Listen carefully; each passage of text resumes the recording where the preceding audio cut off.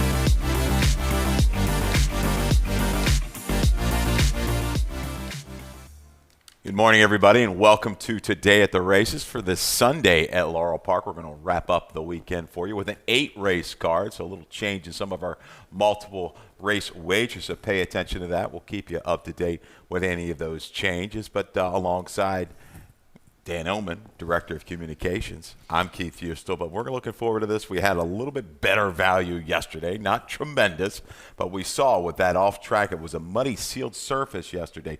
Speed was kind of king. Yeah, despite the fact that the times were playing slow and the track might have been deep, I think Speed has done well, certainly did well yesterday. I thought it did well on Friday as well. Some nice accomplishments yesterday. J-Rod with 4 winners. Brittany and Sheldon team up for 3 maiden winners. They all won by 1 million lengths. Pretty impressive stuff. Lots of large margins of victory on yesterday's racing card. I believe one of them was 14 and change. I think I was off when I was guesstimating by about a half a length down to the second wire. But interesting, you talked about the Brittany horses, the first, or the one that was in for the tag. Yeah. Ran not bad or by, ran the 73, but Complexity Jane overcame a lot of adversity out of the break, was roughed up pretty good.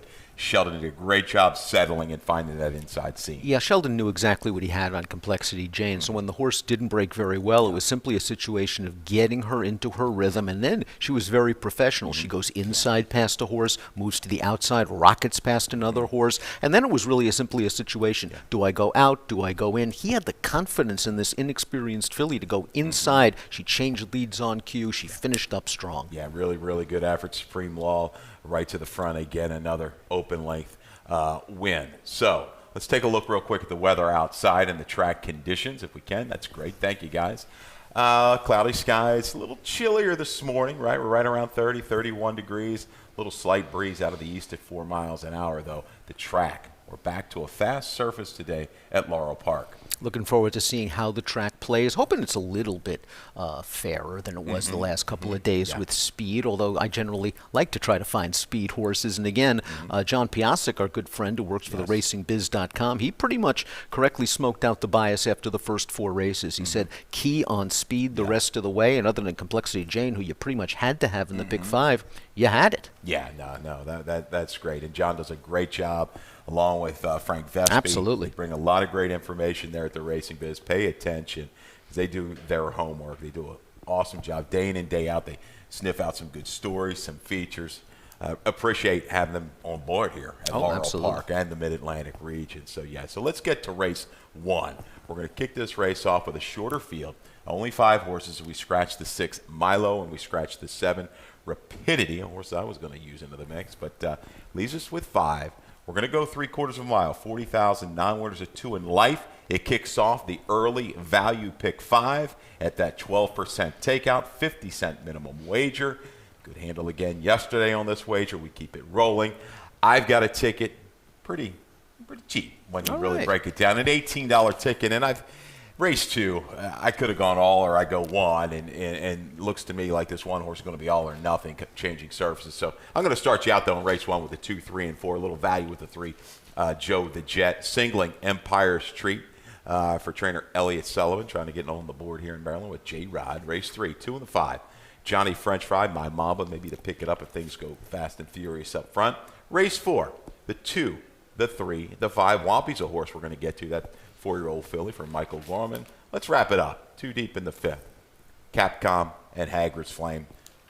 Kind of a value sale purchase for the connections. Got a good win in New York. I like in race 2, you said you were going 1 or all, and you went with 1. This is a gambling game. You're sticking with your opinion. I like it. $18, good value, pick 5. Let's get you started. Dan, race number 1. You're looking at Without Pretense for Diane Marici, a barn we've talked about frequently now on this show. They've really made their presence felt at Laurel Park, Pimlico. Without Pretense, dropping out of that allowance race, looking for a little flow, could definitely bring a big run from the quarter pole home. This is just a huge double drop in class. He was in against Worcester last time. Now, Worcester would be barred from the wagering in race number 1. Worcester came out of that last race to take an allowance with an 89 buyer. They released the nominations for the General George earlier today. Lo and behold, Worcester is one of the nominations. All right, cool. Without Pretense, just had no chance in that race. You go back 3 when this horse was in for a condition claiming race, just got beaten nose. He's hit the board in his last 3 starts, going 6 furlongs. We have a trainer stat for Diane Marici. This barn has been going very, very well with Without Pretense. Allowance to claiming, 5 for the last 24, $2.34 ROI. This horse does not have a lot of speed, however, and it's worth noting.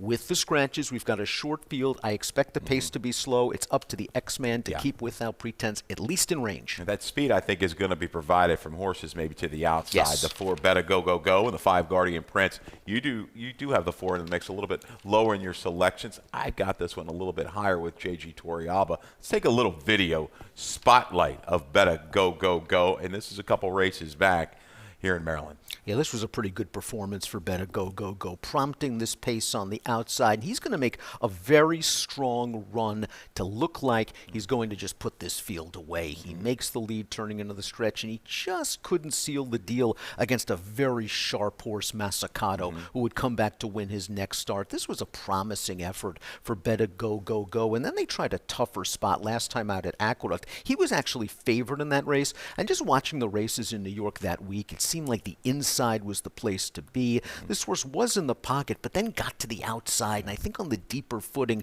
spun his wheels. Betta Go Go Go is better than the last race at Aqueduct. He runs that 74 buyer. It's going to be real tough. I think Guardian Prince is going to mix it up. I'd take a little shot here with the 3, Joe the Jet. Kind of a stranger. Hugh McMahon off of, just an even performance going way back in March. But a barn that can get him the win off of a lengthy layoff. The barn is going well right now, route the sprint angle. And I think that race on March 29th, when you look at the field and some of those horses now coming back to a straight 2 in life, some of those performers, including El Delary, who he was in front of with an 80 yesterday, gives me a little bit of a hope for Joe the Jet. A couple of next out winners came out of that race. The runner-up came back to win for 40 with a 76 buyer speed figure.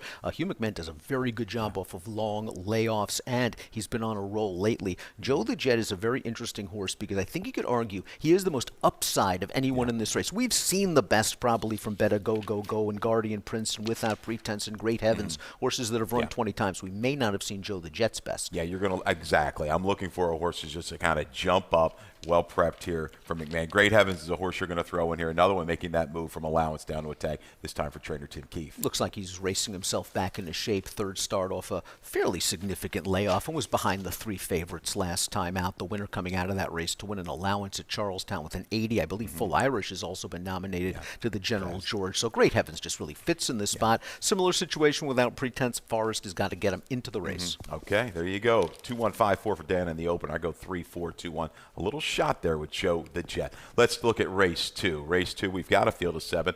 No scratches in here at a mile and a 16th. Maidens, fillies, 4, 5, and 6-year-olds with the claiming price of 12.5 down to 10. The Maryland breds can go in for 15. Starts the early pick four. Only a couple pick fours on this 8-race card this afternoon. Please jump in. Dan, taking a look at this, we're close. I think the one is an all or nothing. You've got this horse second. La Chica for Tequila. Chased her a few times. Doesn't have a slew of speed. Will she get enough to set things up for her run today? I actually think that this horse can be a little bit closer to the pace. We saw 3 starts back on a muddy track that La Chica for Tequila was 4 lengths out of it at the pace call, and a sprint race 4 back 2 3/4 lengths out of it at the pace call. Gene Brasino's just got to get a little bit aggressive out of there from this good inside post. Not exactly saying this horse is going to make the lead, but try to stay close. Last time out just fell far, far behind a pretty solid pace over that muddy track and was running on at the end. The winner of that race came back to place in a non-winners at 2 with a 49 buyer. It might be a now or never situation for La Chica for Tequila, but your top pick, the 1 Empire Street, just has the fig advantage. If she runs back to the numbers she's earned on turf and synth on dirt, she wins. Yeah, and that's what I'm hoping. And I went and looked at the breeding. Top side Classic Empire, 21% with the dirt router. Second dam, 4-time winner on the dirt, topped of an 82. There's some dirt there. I do think J-Rod will get aggressive. You look at this race, was fairly close up to a half mile at the 7/8 on the synthetic at Woodbine. Take the shot in here. I think an interesting price shot is the 7. She got the money. What an interesting purchase. $2,400 for a Munnings mare they Yeah. got in December. So at least some value you would think down the road as a broodmare prospect. Coming off a little bit of a layoff, but she was in against a good maiden field last time out. The horse that finished first came back to graduate. To win again, by the way, in a 67 buyer in a 12,500 winners of 2 Life. Interesting that Zabrana had his choice between She Got the Money and Tia Mayan and chose the bigger price Tia Mayan. Yeah, that surprised me a little bit. This is another one. Got that chasing kind of style, I would think, is the 6 TMA. And see if she can bring up the finish. And we have a trainer stat as well for She Got the Money. Yeah. This is Carlos Mancia, first off the trainer switch for this owner. 4 for the last 14, 29%, $2.37 ROI. So She Got the Money, ran into a good field last time out. Now with a new barn, we'll see. She's going to be a price, and I do think she's got a little speed. On the go back, those mid-40 buyers, they certainly work against this group. See if Mancia can bring her back to some of that form. Yeah, Sheffries-Mancia combination. They've done some damage over the last few years here in Maryland. Dan, 2173 on 1273. Very close there in race number 2. That wraps up the early daily double. And again, we do have the rolling doubles. Please take part in those. Now we go to the third.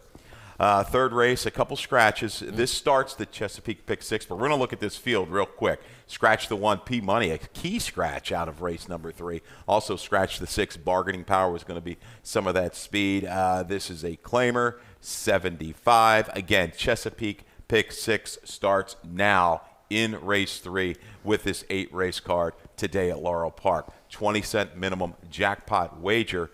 Dan, we both agree, and we'll go right to the video if you want, guys, for the 2. Johnny French Fry right back here for Kieran McGee. Here's Johnny French Fry. Is basically a speed horse breaking from post position 3, and we see that Johnny French Fry is fast out of the gate, immediately assumes command. And when a horse like Johnny French Fry gets comfortable up front, Johnny French Fry feels good. He's moving very well at this point. The pace, though, nice and relaxed for him. 46-4 for the half. He got a really kind breather down the backstretch under Jamie Rodriguez. Now, I'm interested in your thoughts on the final 3/16 of a mile. Johnny French Fry finishes well.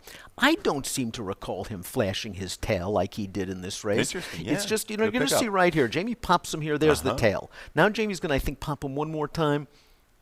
Boom, there's the tail again.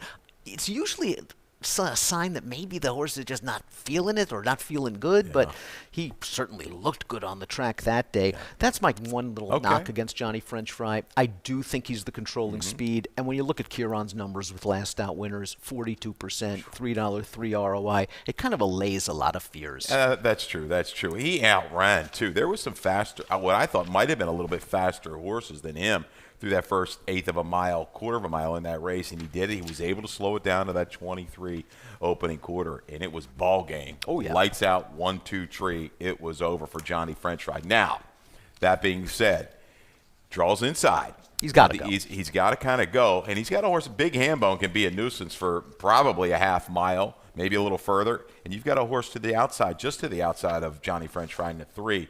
Sunset Town. The blinkers have gone on. 2 really gritty efforts for Mike Gorham the last couple.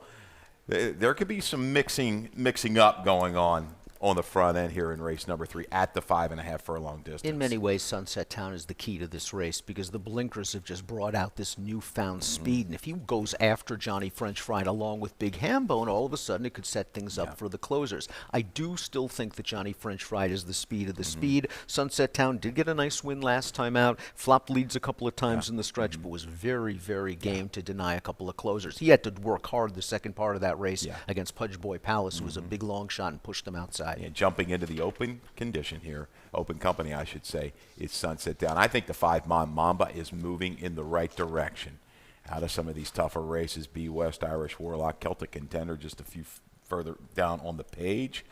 My Mamba, I think, can ramp it up with Lugo and trainer Mario Serret to make a. I think this horse is going to make a kick here from the quarter home. If this pace is hot, this horse is the best closer in the field, in my opinion. You mentioned the horses that my Mamba was in against last time out. B West, the runner-up, came back, ran second with a 65 buyer. So it's all about whether my Mamba gets some pace. He might get it, and I think he's going to appreciate getting back on a fast surface. Absolutely. That's race 3. Dan, 2-7-3-5. I'm 2-5-3-7. We're thinking Johnny French Fry. I do think Johnny can do it from just off the pace if needed at 5.5. I think it could work. So let's turn to race 4. And remember, we're going to give you this field right now. It's a field of 7. $30,000 is your purse. Maiden claim at 25 down to 20. Fillies and mares going 5.5. Late value pick 5 starts right here. The 12% late value pick 5. Jump in, 50-cent minimum play. We do have a Mackenzie Pfeiffer ticket. Dan, take it away. Mackenzie's going to spread in the first leg, 2, 4, 5, and 6. Race number 5 is the single. Always good to have a single, and Hagrid's Flame is going to take some money for Jamie Ness, who happened to win 3 races yesterday with Jamie Rodriguez aboard all of them. J-Rod will be aboard the New York Invader Hagrid's Flame. Backed with 4 horses in race number 6, the 1, the 2, the 3, and the 7. Some promising first-time starters in that race to go along with the experienced likely favorite Alias, then the 2 and the 6th and the 7th, and the 2, 4, 7 in the 8th. Total cost $48 for Mackenzie's late value pick 5. Some attention on Girl Gone Wild in race number 8. We'll get to that in a little bit. But looking at race 4, I believe you and the Rod Dog, our great announcer Dave Rodman, are looking at Wampy, number 3. I think Wampy's first 2 dirt races are a little bit better than they look on paper, especially her career debut. She was dueling with several other horses while in between horses, put away a couple of them, then had to deal with the even money winner and ended up tiring. The second race ended up against a couple of next out winners in a tough spot. Then they tried turf. And last time out, this horse was just really conservatively ridden near the back, eased out in the stretch. I like the way she finished up with a decent enough gallop out. I think at 5.5, if there's some pace for Wampy, she can come with a bit of a kick here. And we do have a trainer stat from Michael Gorham, who does very well 2 to 4 month layoffs. 21% positive return on investment. Wampy's gotten a little bit of a break, and maybe we'll see a kick. Yeah, and I like that. And it's another situation in which we talk about, me as a chart caller, you've got to go back. We're trying to relay some information to you. Even though the horse was beaten 16 lengths of past tiring rivals. Wake-up call. Go back and watch the video. Dan, I don't know if anybody watches more video than you, and you're getting that, opinion, a strong opinion. This horse had late life, was moving in the right direction. Caught off guard a little bit early, a little too much to make up against that flow, and couldn't do it. Today's a different day. And it's a great resource to go to the Laurel Park Maryland Jockey Club YouTube page. We've got the head-on as well as the pan shot in one video. You can watch each and every race as many times as you want. Slow it down, speed it up. It's a really great resource. Yeah, we're going to waive the apprentice allowance, I believe, right, on Alicio Ruiz on the 2. Lady Sriracha, make the corrected weight, 126 pounds. I hope I got that right, Lace. But I'm going to use this horse on top. She's my top selection for Michael Moore, trying to pick things up a little bit on the dirt with the dirt runners in Maryland. Sloppy sealed surface last time at Parks. Dan, I think the blinker's going back on. She's showing a little bit more positional speed. And at 5.5, with worries unfounded possibly going to her inside and Wampy with that chase. I think she can slide into an okay spot. Not only does she have tactical speed, I think she can finish a little better than we've seen in her last couple of races. We have a video spotlight for the last time Lady Sriracha ran in Maryland. That was 3 starts back, going 7/8 of a mile. And Lady Sriracha just was outrun a little bit in the early portion of the race. She has shown better speed in the past. Now we're going to see her start to get into the flow a little bit. And Lady Sriracha is going to kick. She's forced extremely wide turning into the stretch. She does have a lot of work to do. I like the way that she keeps on grinding away to run third. It was an honest performance. Her last 2 starts at Parks were good. She just seems like a really good fit at this class level. Not a bother. It's come back to run well too, right? If That's I'm not right. mistaken. Sure. So out of that race. So one to pay attention to in race 4 is Lady Sriracha. Worries unfounded.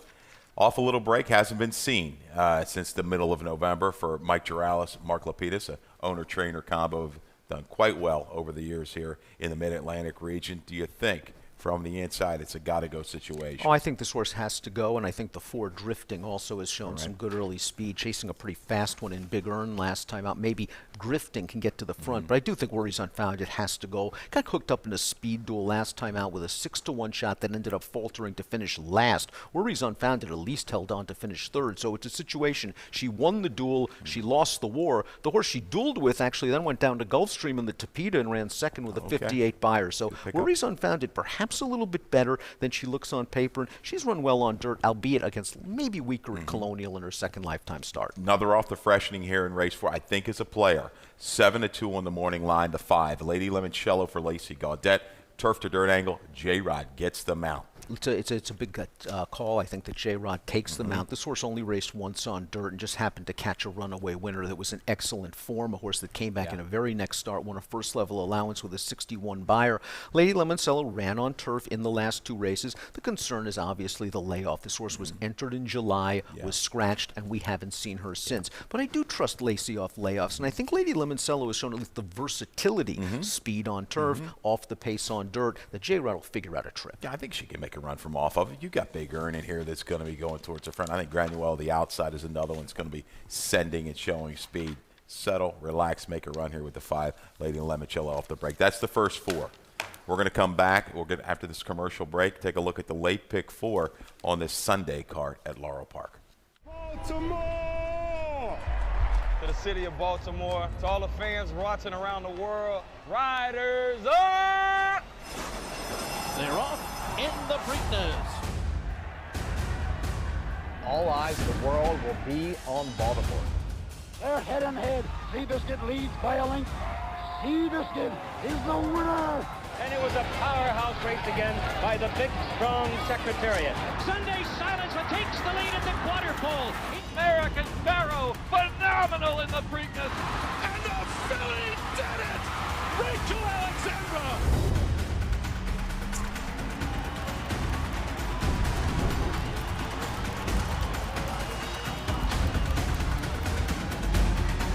Smarty Jones, he wins the Preakness by a dozen lengths. She's the brave, wins the Preakness. All right, and we are back here today at the races, Sunday, February the 2nd, Laurel Park. I'm Keith Fustel. This is Dan Ellman, Director of Communications. Race 5 is upon us. Field of 8 in race number 5, going 1 mile, 40,000 is your claiming price. It's a non-winners of 3 in life. 1 mile, good field here. I like this field. Kicks off the late pick 4. Once again, an 8-race card today. Late pick 4 starts here in race number 5. Dan, we both agree. The 3, Capcom, and this sometimes you have to pay attention. You got to pay attention. Scratch from a little tougher spot, gets into the condition here today. I think this is a major player. Little value here, 5-1. Yeah, Capcom I thought might have been compromised by the way the race was run last time out. We do have a video spotlight of that first level allowance, and Sagrado Ray just speed popped this field and just kind of shocked everybody the way Sagrado Ray went right to the front and blitzed along.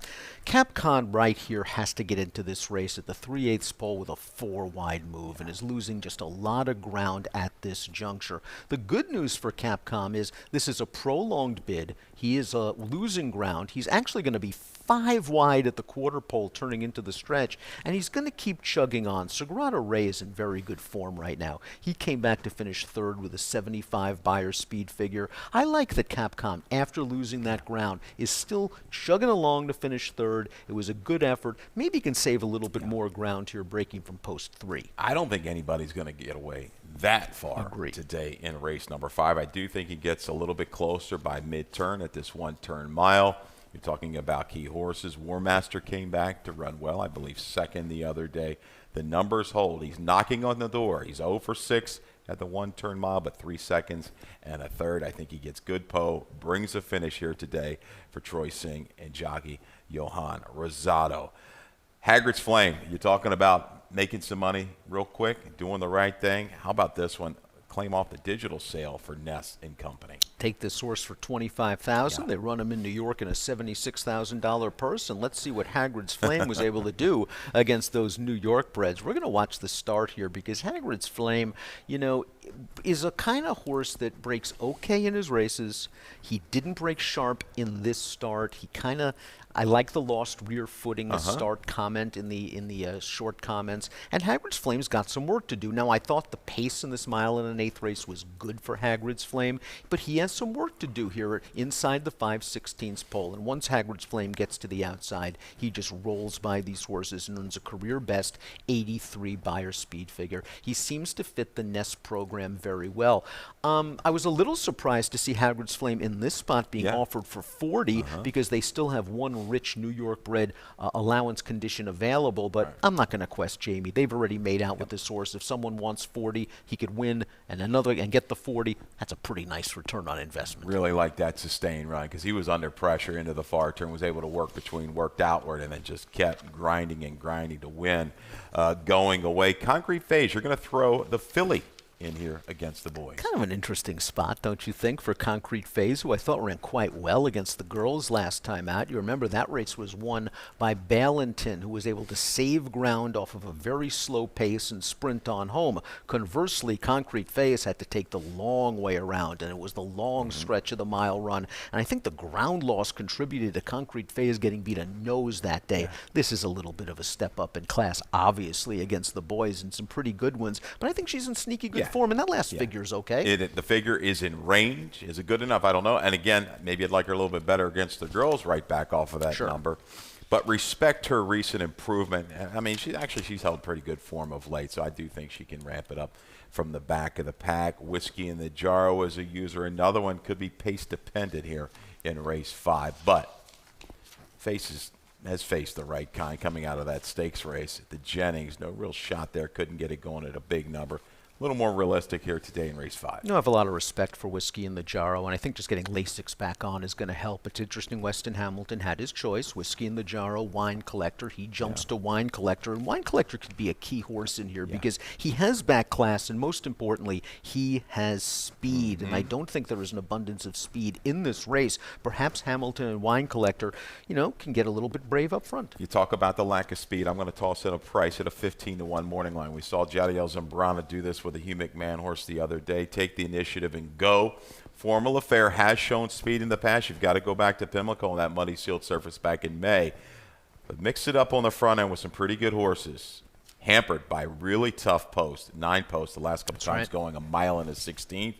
Now, it's not the easiest to break from the rail at the one-turn mile at Laurel, but looking at this group, he's got to go if he's going to have any chance. But even though he's taking a little bit of a step up, that field was good for the 12-5 last time out. The winner of that race came right back, placed with a 70 Beyer speed figure, a 72 Beyer speed figure. So, I think that's a good catch. I do think Formal Affair is going to be aggressively ridden, and maybe they take advantage of the weight off. Yeah, I'm not going to say he's going to hold on, but I do think he's going to be a player at least to the top of the stretch. So 3-6-5-8 in race 5 for Dan. I go 3-6-1-7. Let's key around Capcom.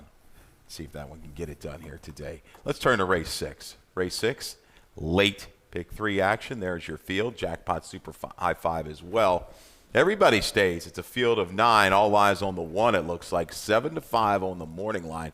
Brittany Russell. Video spotlight first for the 1 Alias. Tough beginning back in that last race. in mid-December. Watch this horse get bumped both sides at the start. That's a very stressful beginning for a 2-year-old second-time starter. Hammered both sides, and not only hammered both sides, but look how he recovers. Yeah. Alias is making the lead turning into the stretch. Now, didn't have to go very fast to make the lead. Looks like he's in control, but this is a nice horse that runs him down.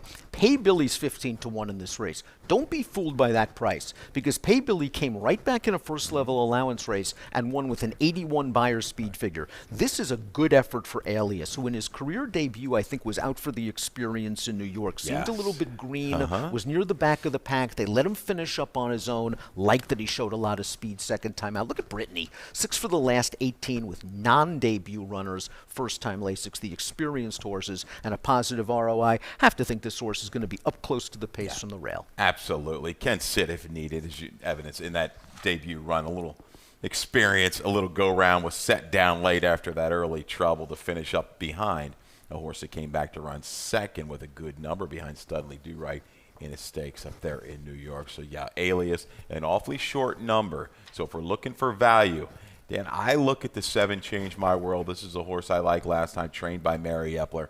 Yeah, out of the Pay Billy Alias race, called 4 wide, just never kind of got into the race early.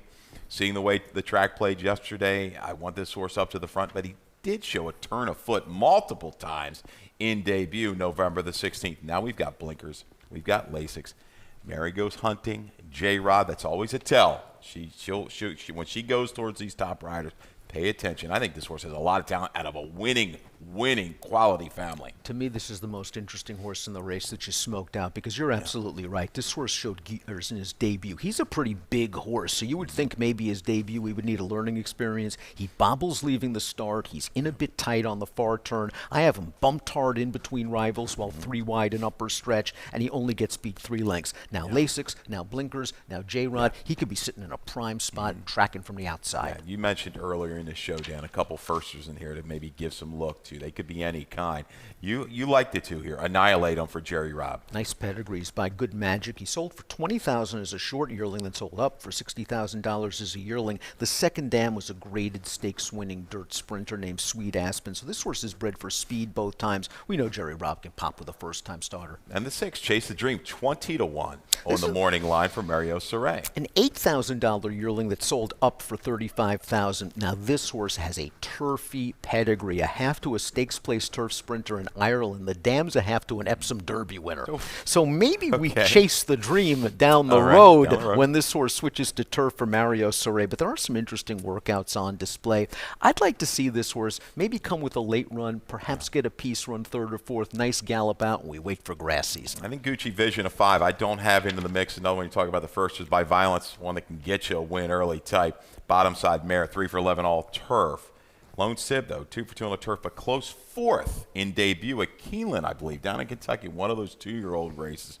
So another one to maybe pay attention to for Chucky Lawrence. This horse attracted a lot of attention, sold for $250,000 as a weanling, then down for $90,000 as a yearling. I'm not sure what to make of that, but you're right. This dam was a stakes place turf rider that did win the debut. Violence wins early. Watch the board. Young and the tall, sin summer in the country. Another here, Hugh McMahon, paying attention to everything he runs. This horse has a turn of foot. Will go out early and show some serious speed here. 1, 2, 6, 7. I'm 7, 1, 3, 8 in the 6. We got 2 to go here. Late daily double action in race number 7. Let's go to the 7.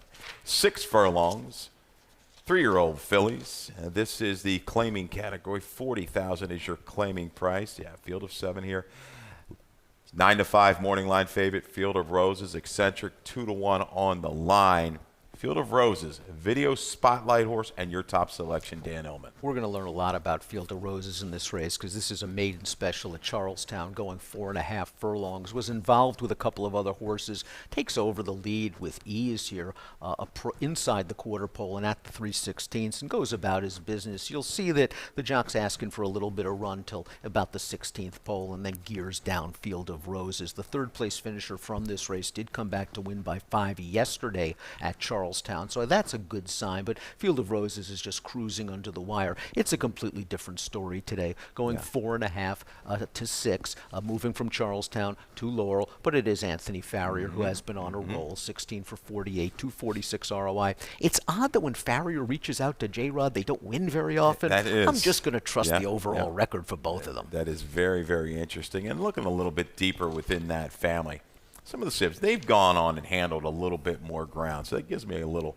hope for the 6 of Field of Roses. And didn't win it right up on the front end at Charlestown. Made that bid 3 deep to win going away, kind of wrapped up in the end. And she, the body type, looked good enough here to stretch out and get the 3/4 of a mile. 7, Bougie Bubbles. I come back to this one. Lasix going on, route to sprint. Blinkers won on 2 races back. I thought she needed it. I think this move right back to 6, she can go into the flow and she can stay around. And I'm not saying it was the distance last time. I'm saying it was likely the company she was in against. A couple of next out winners. One of them, Onyx 10, came right back to win the extra heat with a 71 buyer speed figure for Gary Capuano. All of her sprint races are good. She's drawn ideally. She does not need the lead to win. A good trip is coming. What about Eccentric? Haven't been seen off since December 1st, winning that claiming, a 2-time winner in here. She's the only 2-time winner, right? In this She is the only 2-time winner. Beating in my memories, who since has come back to run. Super impressive for Farrier. We're going to see her, I believe, next Friday. But Eccentric freshened up, the Lasix going on. I think is a player here for Jerry Robb. Maybe she moved just a smidge too early last time out. She bid to the front at the 3/8 pole, opened up a clear lead, and she still held on. I just think that she's better than it looks. It looks like, she's getting exhausted at the end of that race. She exerted a lot of energy the middle part. One of the also-rans came back to place for 20 with a 48 buyer. Another horse with good tactical speed. Can do for Kieran McGee. We've got a trainer stat here for Kieran. Last out winners on the dirt, 4 for the last 17, 225 ROI. This horse showed big speed, 22 and change speed in the second lifetime start. Good performance. Runner-up came back to win with a 62 buyer. Yeah, looking, was able to slow it down. That second quarter held sway. Can she clear again and maybe handle some pressure? Because I think she's going to get it around the turn. Ezra, the 1, I'm going to toss into the mix. Trouble 2 races back. I think he can make a run from the back of the pack for trainer Kenny Cox and jockey Kevin Gomez. 6-2-4-7 in race 7 for Dan. I go 7-6-2-1 Bougie Bubbles. Let's wrap it up here. Race 8. We're going to finish this 8-race card at Laurel Park with maidens. 12-5 is your claiming price. 4, 5, and 6-year-olds. The fillies and mares. No scratches. We like that. My Sassy Valentine, slight favorite at 2-1. The 7, Girl Gone Wild.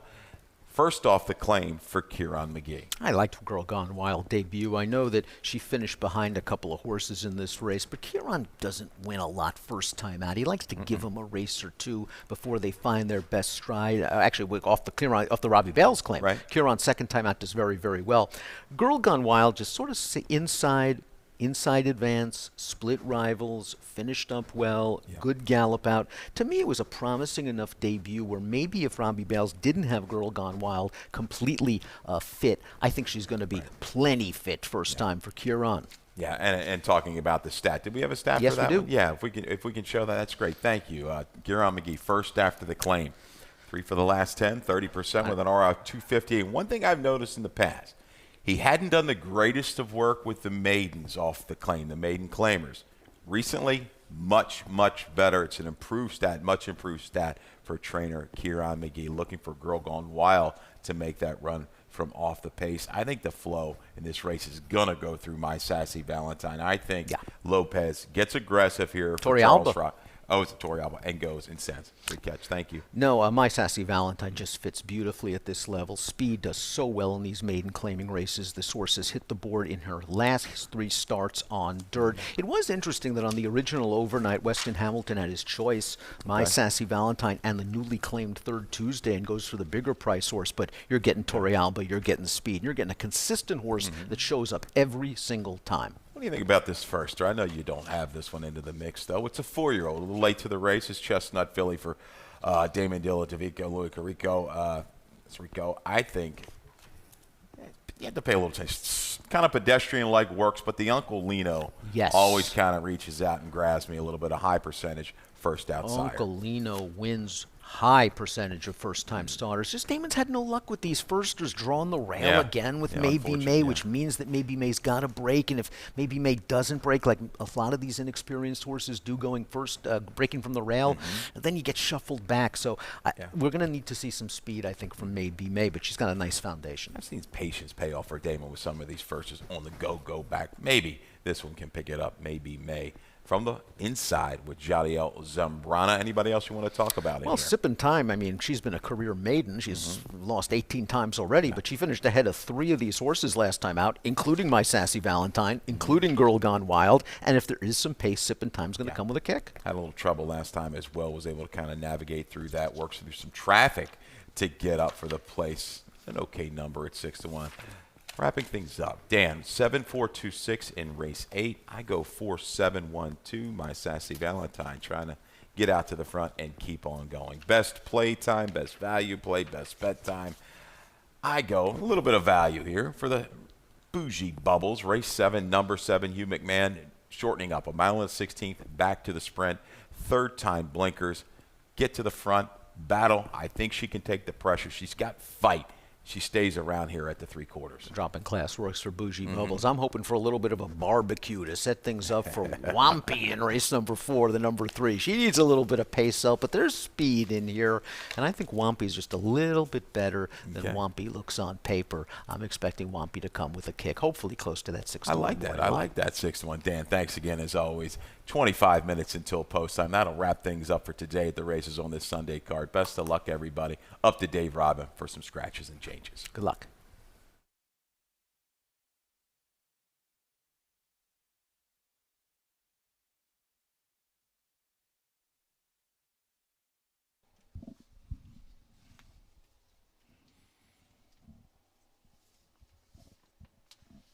Good afternoon, everyone, and welcome to Laurel Park. The track condition is fast. Cloudy skies, temperature in the low 30s, winds out of the southeast at about 5 miles per hour. 8 races on the program today. Here's a look at your Laurel Park changes. First race, scratch the 6, Milo, and scratch the 7, Rapidity. First race scratches 6 and 7. No changes in the second race. Third race. Scratch 1, P Money. For Big Hambone, 2 over. Scratch the 6, Bargaining Power. Third race. Fourth race. Number 2, Lady Sriracha. Weight 126. 126 with the apprentice allowance to Lady Sriracha. Fifth race, no changes. Sixth race, number 5, Gucci Vision, jockey Tyler Connor. Tyler Connor on the 5, Gucci Vision. No changes in the 7th race. In the 8th, number 4, My Sassy Valentine, jockey J.G. Torrealba. J.G. Torrealba on the 4, My Sassy Valentine. Early pick 5, late pick 5, value pick 5s, early and late, both of the 12% takeout. Mandatory payout, early pick 5, carryover potential late pick 5. Rainbow pick 6, the Chesapeake pick 6 rather, starts in race 3. Chesapeake pick 6 wagering, and the 6th race offers jackpot super high 5 wagering. Jackpot super high 5 in race 6. Track is fast. 23 minutes to post. Good luck this afternoon at Laurel Park.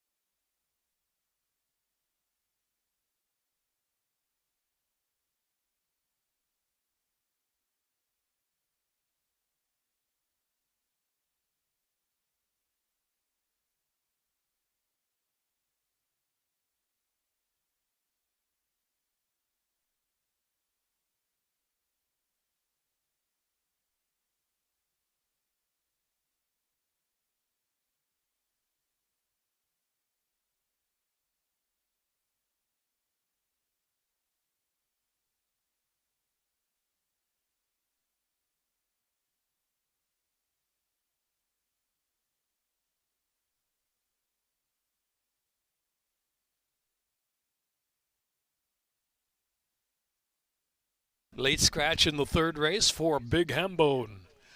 Third race scratch for Big Hambone. Third race late scratch for Big Hambone.